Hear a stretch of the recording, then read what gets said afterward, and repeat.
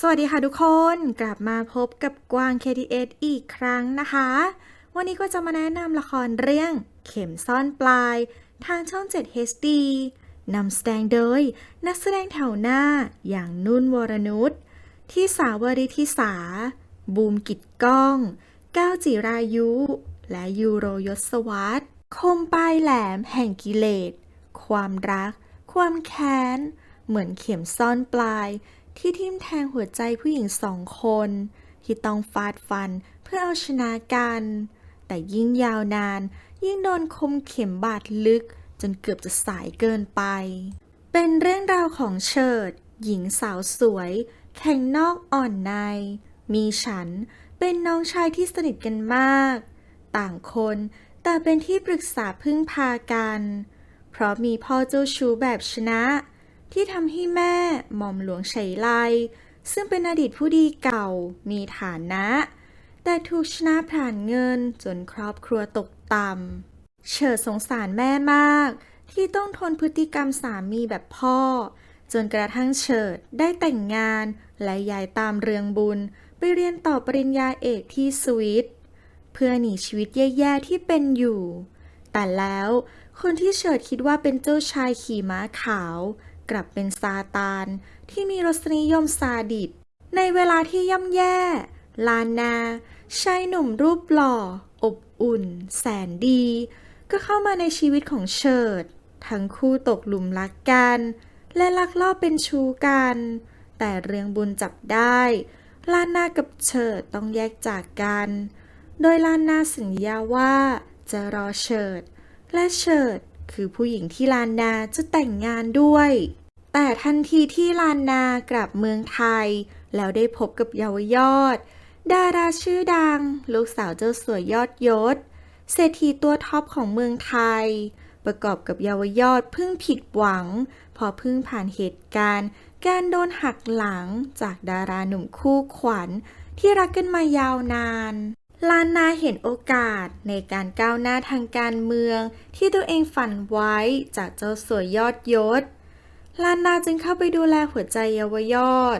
จนเยาวยอดหลงรักและตัดสินใจแต่งงานด้วยเรียงบุญที่เป็นญาติกับเยาวยอดรู้เข้าก็จัดฉากบอกเฉิดว่าจะหย่าให้ทันทีที่ถึงเมืองไทยและพาเฉิดไปงานแต่งงานของลานนากับเยาวยอดทำให้เฉิดช็อกสติแตกพังงานแต่งของเยาวยอดและนั่นคือวันแรกที่เยาวยอดกับเฉิดได้เผชิญหน้ากันชีวิตการแต่งงานของเยาวยอดกับลานนาเต็มไปด้วยความหวาดระแวงในขณะที่เฉิดมีบูเรศเพื่อนสนิทของฉันที่แอบหลงรักเฉิดมาตั้งแต่สมัยเด็กเข้ามาคอยดูแลอยู่ห่างๆแต่เฉิดจำบูเรศไม่ได้บูเรศแสดงตัวเป็นแค่เด็กส่งผักของห้างทั้งที่ความจริงเป็นลูกชายของบุรินทร์เจ้าของห้างที่เฉิดทำงานอยู่ลานนายังแอบตามตื้อเฉิดไม่เลิกหวานล้อมคำหวานจนเฉิดเผลอใจจูบลานนาโดยมีนุจรีผู้จัดการของเยาวยอดถ่ายคลิปไว้ได้เยาวยอดแค้นมากเรื่องบุญยุให้เอาคืนเฉิดผ่านหม่อมหลวงไฉไลพอรู้ว่าไฉไลเป็นโรคหัวใจจนทำให้ไฉไล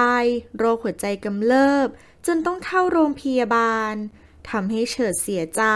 เพราะเป็นห่วงแม่มากจนยอมแพ้ถึงกับยอมกราบเท้าเยาวยอดขอให้อย่าปล่อยคลิปออกสื่อเพราะหม่อมหลวงไฉไลอาการวิกฤตมาก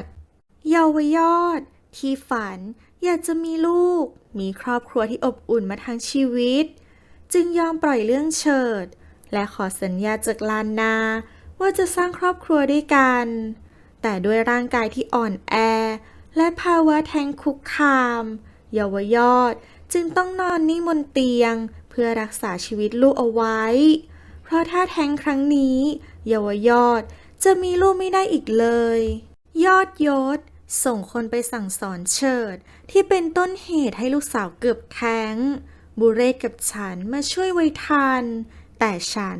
โดนทำร้ายจนแขนหักเฉิดโกรธมากเข้าใจว่าเยาวยอดรู้เห็นกับการส่งคนมาทำร้ายตนและฉันสงครามระหว่างผู้หญิงสองคน จึงเริ่มทวีความรุนแรงขึ้นเรื่อยๆผ่านการแย่งชิงลานนาแต่ในระหว่างการฟาดฟันกันฉันที่ปลื้มเยาวยอดก็มีเหตุให้บังเอิญได้เจอกับเยาวยอดในมุมที่ไม่มีใครเคยเห็นเยาวยอดมีมุมเศร้าเหงามีปมบางอย่างและมีด้านที่อ่อนโยนเยาวยอดก็รู้สึกสบายใจและเป็นตัวเองที่สุดเมื่ออยู่กับฉันแต่ด้วยความแค้นเฉิดเยาวยอดที่เห็นว่าฉันมีใจให้เลยคิดจะใช้ฉันเป็นเบี้ยเพื่อเดินเกมที่ทำให้เฉิดไม่เหลือใครปมแค้นของเยาวยอดและเฉิดยิ่งทวีความรุนแรงขึ้นเรื่อยๆรวมถึงความสัมพันธ์ที่มีกับบุเรศฉันและลานดานำพายทุกคนต้องเผชิญกับเหตุการณ์ความเป็นความตายโศกนาฏกรรมรักที่ทิ้งบาดแผลลึกจากคมปลายแหลมของความแค้นโดยคาแรคเตอร์ของตัวละครคนที่หนึ่งนุ่นวรนุชรับบทเป็นเยาวยอดดาราชื่อดังลูกสาวเจ้าสัวยอดยศเศรษฐีตัวท็อปของเมืองไทยเยาวยอดเพิ่งผ่านเหตุการณ์ถูกคนรักหักหลังมาลานนาจึงเข้ามาดูแลจนเยาวยอดหลงรักและตัดสินใจแต่งงานด้วยจนทำให้มีเรื่องราวตามมาอีกมากมายคนที่สองที่สาวริธิสารับบทเป็นเฉิดเป็นคนสวยแข็งนอกอ่อนในเป็นพี่น้องกับฉันและสนิทกันมากเฉิดแต่งงานและย้ายตามเรืองบุญไปเรียนต่อที่สวีเดนเพื่อหนีชีวิตแย่ๆแต่เฉิดคิดผิดเพราะเรื่องบุญเป็นเหมือนซาตานจนเมื่อเธอได้เจอกับลานาทั้งสองตกหลุมรักกันและลักลอบเป็นชู้กันเมื่อเรืองบุญจับได้จึงแยกจากกันไป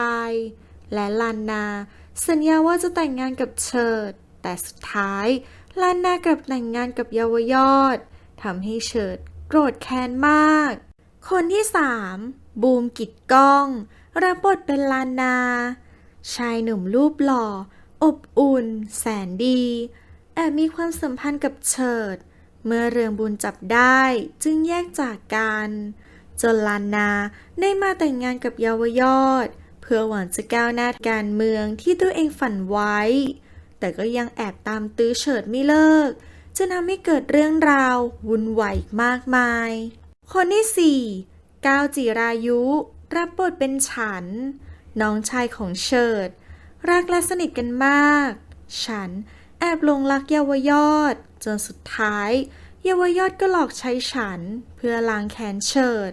โดยจะทำให้เฉิดไม่เหลือใครคนที่ห้ายูโรยศวรรษรับบทเป็นบุเรศเพื่อนสนิทของฉันที่แอบหลงรักเฉิดมาตั้งแต่สมัยเด็กแต่เฉิดจำบุเรศไม่ได้เพราะเขาแสดงตัวเป็นแค่เด็กส่งผักของห้างทั้งที่ความจริงเขาเป็นลูกชายของบุรินทร์เจ้าของห้างที่เฉิดทำงานอยู่บุเรศคอยอยู่และดูแลเฉิดเสมอคนที่หกพลพูนพัฒน์รับบทเป็นเรืองบุญเป็นสามีเก่าของเฉิดเมื่อเรืองบุญรู้ว่าตัวเองถูกสวมเขาจึงวางแผนให้เฉิดกลับมางานแต่งงานของลานาและเยาวยอดจนเฉิดช็อกและทำลายงานแต่งและยังเป็นคนยุยงให้เยาวยอดเล่นงานเฉิดผ่านหม่อมหลวงไฉไลแม่ของเฉิดพอรู้ว่าไฉไลเป็นโรคหัวใจจนทำให้ไฉไลโรคหัวใจกำเริบมาร่วมลุ้นกันได้ว่าสุดท้ายแล้วปมแค้นระหว่างเยาวยอดกับเฉิดจะทำให้ทุกคนต้องเผชิญกับความเป็นความตายและโศกนาฏกรรมรักความแค้นในครั้งนี้จะจบลงอย่างไรติดตามชมกันได้ในละครเรื่องเข็มซ่อนปลายทางช่อง 7 HD ทุกวันพุธพฤหัสเวลา 20:30 นาทีออกอากาศตอนแรกวันพุธที่ 17 สิงหาคมนี้ค่ะชอบก็กดถูกใจ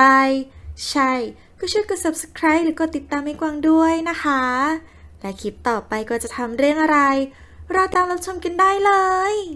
ขอบคุณค่ะ